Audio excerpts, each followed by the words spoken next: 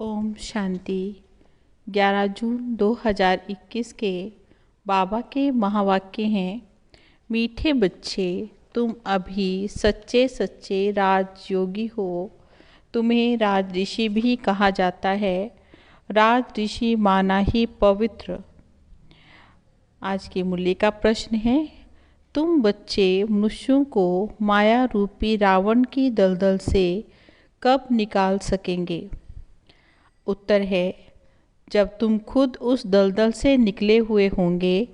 दलदल से निकलने वालों की निशानी है इच्छा मात्रम अविद्या। एक बाप के सिवाय कुछ भी याद ना आए। अच्छा कपड़ा पहने, अच्छी चीज़ें खाएं, ये लालच ना हो। तुम पूरा ही वनवा में हो। इस शरीर को भी भूले हुए, मेरा कुछ भी नहीं, मैं तो आत्मा हूँ। ऐसे आत्म अभिमानी बच्चे ही रावण की दलदल से मनुष्यों को निकाल सकते हैं। आज की मुरली का गीत है, तू प्यार का सागर है।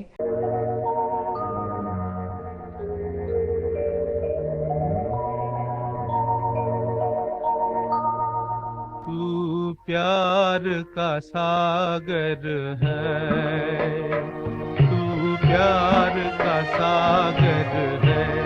तेरी एक बूंद के प्यासे हम, तेरी एक बूंद के प्यासे हम।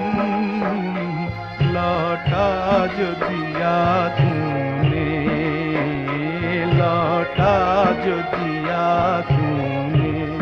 चले जाएंगे जहाँ से हम, चले जाएंगे जहाँ से हम। ओम शांति। कोई समय गीत जब बजाया जाता था तो बच्चों से गीत का अर्थ भी पूछते थे। अब बताओ, तुम कब से राह भूले हुए हो? कोई ने कहा द्वापर से, तो कोई ने कहा सतयुग से। जो कहते हैं द्वापर से भूले हैं, वे रोंग हैं। सतयुग से राह भूले हैं। राह बताने वाला तो अभी तुमको मिला है। सतयुग में राह बताने वाले को नहीं जानते हैं। वहाँ कोई बाप को जानते ही नहीं, गोया भूले हुए हैं। भूलना भी ड्रामा में नूंद है। फिर अभी राह बताने आए हैं। कहते हैं प्रभु राह बताओ। हम सतयुग से लेकर बाप को भूले हैं। बाबा प्रश्न पूछते हैं बुद्धि चलाने के लिए। ये ज्ञान ही निराला है ना? ज्ञान का सागर बाप ही है। बाबा सम्मुख समझाते हैं, ज्ञान का सागर, सुख का सागर मैं हूँ। तुम भी जानते हो, बरोबर पतित पावन एक बाप है। ये तो भक्ति वाले भी मानते हैं। पावन दुनिया है शांति धाम और सुख धाम। अब सुख धाम और दुख धाम आधा आधा है, ये तो अच्छी रीति जानते हैं। बाप प्यार का सागर है, तभी तो सब उनको फादर कहकर पुकारते हैं। परंतु वे कौन हैं, कैसे आते हैं, ये भूल जाते हैं। ये तो 5000 वर्ष की बात है। बरोबर इन देवी देवताओं का राज्य था। सत्युग में है सदगति, फिर दुर्गति कैसे होती है, ये कौन बताएगा? बाबा ही आकर समझाते हैं कि द्वापर से तुम्हारी दुर्गति हुई, तभी तो तुम बुलाते हैं ना।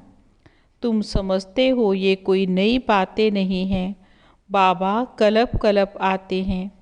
अभी निराकार बाप आत्माओं को समझाते हैं। कोई भी अपनी आत्मा को नहीं जानते। ऐसे कभी कोई नहीं बताएंगे कि ये हमारी आत्मा में सारा पाठ भरा हुआ है। ये तो कभी नहीं कहेंगे कि मैं अनेक बार ये बना हूँ और ये पाठ बजाया है। ड्रामा को वे जानते ही नहीं हैं। करके लाखों हजार वर्ष कहें, फिर भी ड्रामा तो है ना। ड्रामा भी रिपीट होता है, ये तो कहेंगे ना। ये ज्ञान बाप ही बच्चों को सम्मुख देते हैं। बाबा मुख से बात कर रहे हैं। तुम जानते हो, हमको शिव बाबा ने ब्रह्मा के द्वारा अपना बनाए ब्राह्मण बनाया है। शिव बाबा का ये बच्चा भी है। और बाबा ये शिव बाबा की स्त्री भी है, माना बन्नी भी है। देखो कितने बच्चों की संभाल की जाती है। अकेला मेल होने के कारण सरस्वती को मददगार बनाया है कि बच्चों को संभालो। ये बातें शास्त्रों में नहीं हैं, ये तो सब अभी प्रैक्टिकल में है। बाबा ही राजयोग सिखाते, जिनको राजयोग सिखाया वे राजाएं बने, 84 जन्मों में आए। बाइबल, कुरान, वेद शास्त्र आदि पढ़ते तो बहुत हैं, परंतु समझते कुछ भी नहीं हैं। अभी तुम कोई तत्व योगी नहीं हो, तुम्हारा तो बाप से योग है, अर्थात बाप की याद है। तुम अभी राजयोगी राज ऋषि हो, अर्थात योगी राज हो। योगी पवित्र को कहा जाता है। स्वर्ग की राजाई लेने के लिए तुम बच्चे योगी बने हो। बाबा पहले पहले कहते हैं पवित्र बनो। योगी नाम ही उनका है। तुम सब राजयोगी हो।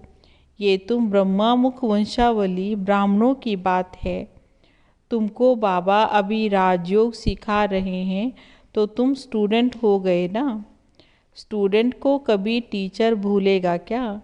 जानते हो शिव बाबा हमको पढ़ा रहे हैं, परंतु माया फिर भी भुला देती है। तुम अपने पढ़ाने वाले टीचर को भूल जाते हो।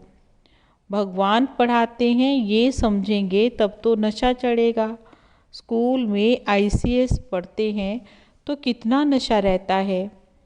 तुम बच्चे तो 21 जन्म के लिए ये राजयोग की पढ़ाई पढ़ते हो। पढ़ना तो फिर भी होता है, राज विद्या भी पढ़नी पड़े, भाषा आदि उसके लिए सीखनी पड़ती है। तुम बच्चे समझते हो। सत्युग में हम ये राह भूलना शुरू करते हैं, फिर एक एक बॉडी स्टेप एक एक जन्म में नीचे उतरते हैं। अभी तुमको सारा याद है, कैसे हम चढ़ते हैं और कैसे हम उतरते हैं। ये सीढ़ी अच्छी रीति याद करनी चाहिए।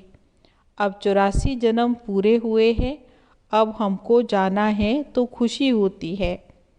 ये तो बेहद का नाटक है। आत्मा कितनी छोटी है। पाठ बजाते बजाते आत्मा थक जाती है, तब कहते हैं बाबा राह बताओ तो हम विश्राम पाएं और सुख शांति पाएं।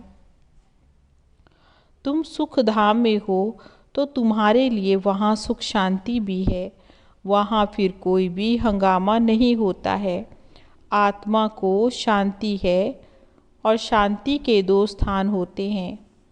पावर का एक तो शांति धाम और दूसरा सुख धाम में। दुख धाम में अशांति है, ये तो पढ़ाई है। तुम जानते हो हमको बाबा सुख धाम वाया शांति धाम में ले जा रहे हैं। तुमको कहने की भी दरकार नहीं है। तुम जानते हो हम यहाँ पाठ बजाने आए हैं, फिर जाना है। ये भी खुशी है, शांति की खुशी नहीं। बाबा ने कहा पाठ बजाने में तो हमको और ही मज़ा आएगा, उसमें तो बहुत खुशी होती है। जानते हैं बाप को याद करने से विकर्म विनाश होंगे। कोई कहते हमको मन की शांति मिले। बाबा ने कहा ये अक्षर कहना रॉन्ग है। बाबा ने कहा हम बाप को याद करते हैं कि विकर्म विनाश हो। शांतो मन में, बाबा ने कहा शांतो मन रह नहीं सकता है। कर्म के बगैर रहकर तो, बाबा ने कहा हम कर्म के बिना तो रह ही नहीं सकते। बाकी महसूसता आती है। हम बाप से पवित्रता सुख शांति का वर्षा ले रहे हैं तो खुशी होनी चाहिए। ये तो दुख धाम है, इसमें तो सुख हो ही नहीं सकता। मनुष्य शांति धाम सुख धाम को भूल गए हैं। तो जिनको बहुत पैसे हैं समझते हैं हम तो बहुत सुख में हैं। सन्यासी घर बार छोड़कर जंगल में जाते हैं, वहाँ तो कोई हंगामा होता ही नहीं है, तो शांत हो जाते हैं, परंतु वह तो अल्पकाल के लिए हुआ। आत्मा का जो शांत स्वधर्म है उसमें तुम शांति में रहते हो। यहाँ तो प्रवृत्ति में आना ही है, यहाँ तो पाठ बजाना ही है। यहाँ हम आते हैं कर्म करने के लिए। कर्म में तो आत्मा को जरूर आना ही है। तुम बच्चे समझते हो। ये समझानी बेखद का बाप दे रहे हैं। निराकार भगवानुवाच, अब तुम जानते हो हम आत्मा हैं, हमारा बाप परम आत्मा है। परम आत्मा माना परमात्मा, उनको ये आत्मा बुलाती है। वे बाप ही सर्व की सद्गति दाता है। अब बाप कहते हैं, बच्चे देही अभिमानी बनो, इसमें मेहनत है। आधा कल्प से जो खाद पड़ती है वे फिर इस याद से ही निकलेगी। तुमको सच्चा सोना बनना है। जैसे सच्चे सोने में खाद मिलाकर फिर जेवर बनाते हैं। तुम असल में सच्चा सोना थे, फिर तुम्हारे अंदर खाद पड़ती है। अब तुम्हारी ये बुद्धि में है, हमने पाठ बजाया है। अब हम जाते हैं पियर घर में।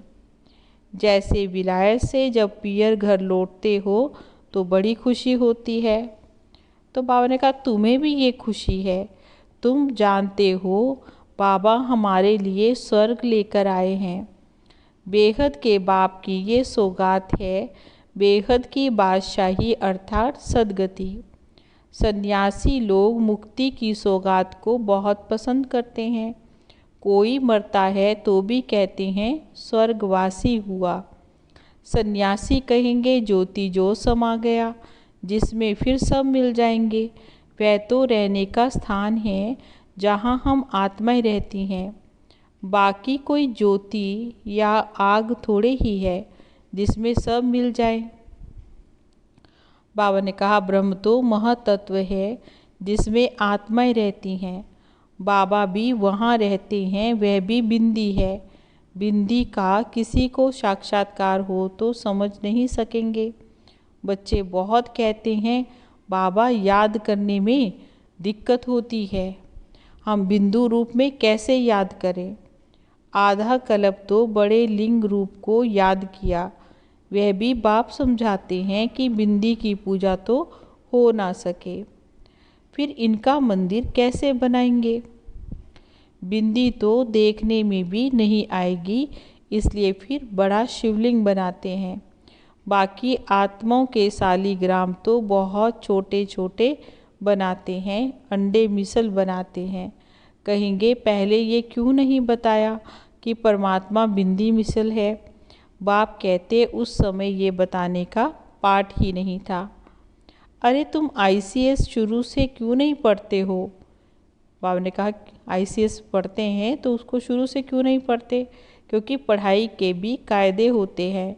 कोई ऐसी बात पूछे तो तुम कह सकते हो, अच्छा हम बाबा से पूछेंगे, या हमारे से जो बड़ी टीचर है उनसे हम लिखकर पूछते हैं।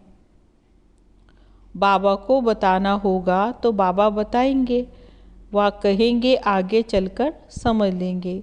एक ही टाइम में तो नहीं सुनाएंगे ना। ये सब नई बातें हैं। तुम्हारे वेद शास्त्रों में जो है वे बाप बैठकर साथ में समझाते हैं। ये भी भक्ति मार्ग की नूंद है, फिर भी तुमको पढ़ने ही होंगे ना। ये भक्ति का पाठ तो बजाना ही होगा। पतित बनने का भी तुम्हें पाठ बजाना है। कहते हैं भक्ति की दुबन में फंस गए हैं। बाहर से तो खूबसूरती बहुत है, जैसे रुनिए के पानी का एग्जाम्पल देते हैं। भक्ति भी बहुत आकर्षक है। बाप कहते हैं ये रुनिया का पानी अर्थात मृग तृष्णा के समान है, फिर इस दुबर में फंस जाते हैं। फिर निकलना भी बहुत मुश्किल हो जाता है, एकदम फंस पड़ते हैं। जाते हैं औरों को निकालने, फिर खुद ही फंस जाते हैं। बाबा ने कहा ऐसे बहुत फंस पड़े हैं, आश्चर्यवश सुनंती कथनती औरों को निकालवंती, चलते चलते खुद फंस जाते हैं। बाबा ने क्या समझाया, बहुत बच्चे दूसरों को चलाते हैं, सुनते भी बहुत अच्छा है, लेकिन खुद ही निकल जाते हैं। कितने अच्छे अच्छे फर्स्ट क्लास थे, फिर उनको निकलना बड़ा मुश्किल हो जाता है। बाबा को ही भूल जाते हैं तो दुबन से निकालने में कितनी मेहनत लगती है। कितना भी समझाओ बुद्धि में नहीं बैठता। अब तुम समझ सकते हो हम माया रूपी रावण की दलदल से कितना निकले हैं।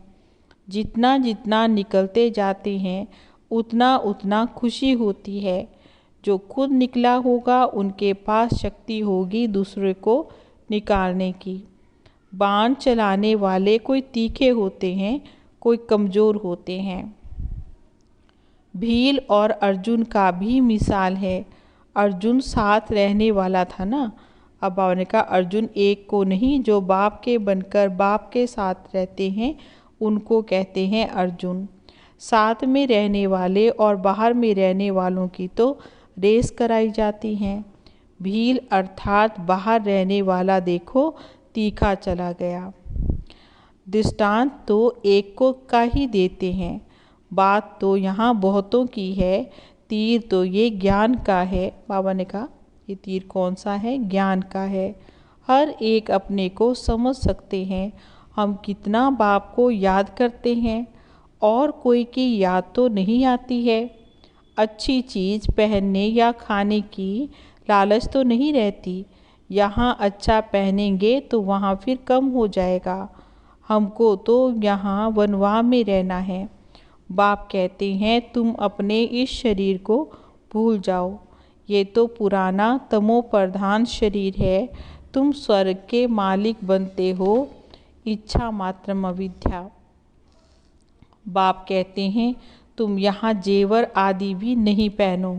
ऐसे क्यों कहते हैं? इसके भी अनेक कारण हैं।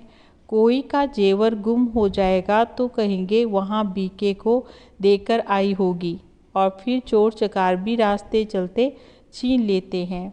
आजकल तो माइयाँ भी लूटने वाली बहुत निकली है। फीमेल्स भी अभी डाका मारती हैं। देखो दुनिया का हाल कैसा है। तुम तो समझते हो ये दुनिया बिल्कुल वेश्यालय है। हम तो यहाँ शिवालय में बैठे हैं और हमारे साथ तो शिव बाबा है। वे सत्य है, चैतन्य है, आनंद स्वरूप है। ये आत्मा की ही महिमा है। आत्मा ही कहती है मैं प्रेसिडेंट बना हूँ, मैं फलाना हूँ। और तुम्हारी आत्मा भी कहती है हम ब्राह्मण हैं, हम बाबा से वर्षा ले रहे हैं। इसमें आत्म अभिमानी रहना है, इसी में ही मेहनत है। ये मेरा फलाना है, ये मेरा है, ये याद रहता है।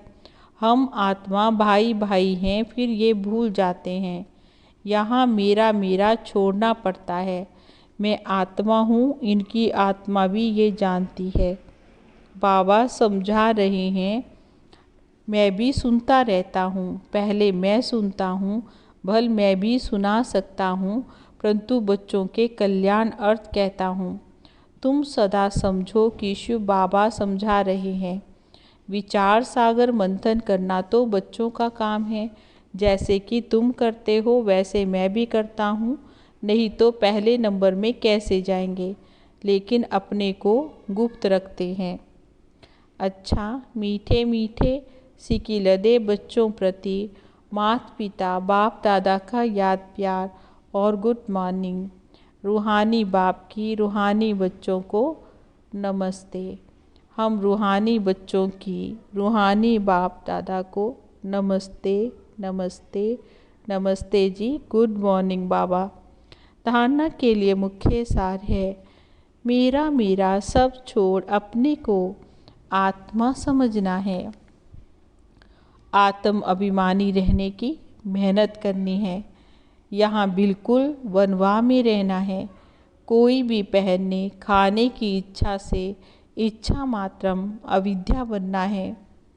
पाठ बजाते हुए कर्म करते हुए अपने शांत स्वरूप स्वधर्म में स्थित होना है। शांति धाम और सुख धाम को याद करना है। इस दुख धाम को भूल जाना है। आज की मुरली का वरदान है हर संकल्प समय शब्द और कर्म के द्वारा ईश्वरीय सेवा करने वाले संपूर्ण वफादार भव। हर संकल्प, समय, शब्द और कर्म के द्वारा ईश्वरीय सेवा करने वाले संपूर्ण वफादार भव। संपूर्ण वफादार उन्हें कहा जाता है जो हर वस्तु की पूरी पूरी संभाल करते हैं, कोई भी चीज़ व्यर्थ नहीं जाने देते। जब से जन्म हुआ तब से संकल्प, समय और कर्म सब ईश्वरीय सेवा अर्थ होना चाहिए। बाबा क्या कह रहे हैं कि जब से जन्म हुआ, जब से हम बाबा के बने, तब से संकल्प, समय और कर्म सब ईश्वरीय सेवा अर्थ हो। यदि ईश्वरीय सेवा के बजाय कहीं भी संकल्प और समय जाता है, व्यर्थ बोल निकलते हैं या तन के द्वारा व्यर्थ कार्य होता है, तो उनको संपूर्ण वफादार नहीं कहेंगे। ऐसे नहीं कि 1 सेकंड व 1 पैसा व्यर्थ गया तो क्या बड़ी बात है। बाबा ने कहा नहीं, संपूर्ण वफादार अर्थात सब कुछ सफल करने वाले। और स्लोगन है, श्रीमत को यथार्थ समझकर उस पर कदम कदम चलने में ही सफलता समाई हुई है। श्रीमत को यथार्थ समझकर उस पर कदम कदम चलने में ही सफलता समाई हुई है। ओम शांति।